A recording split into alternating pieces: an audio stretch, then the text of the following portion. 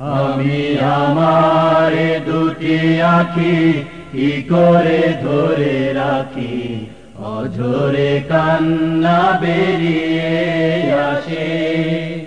আমি আমার দুটি আঁখি কি করে ধরে রাখি, অঝরে কান্না বেরিয়ে আসে। যখন মাসের পরে মাস পেরিয়ে, মাসের পরে মাস পেরিয়ে 15 আগস্ট আসে,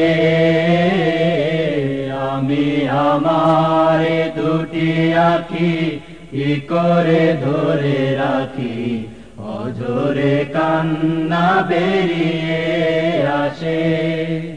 আমি আমার দুটি আঁখি কি করে ধরে রাখি।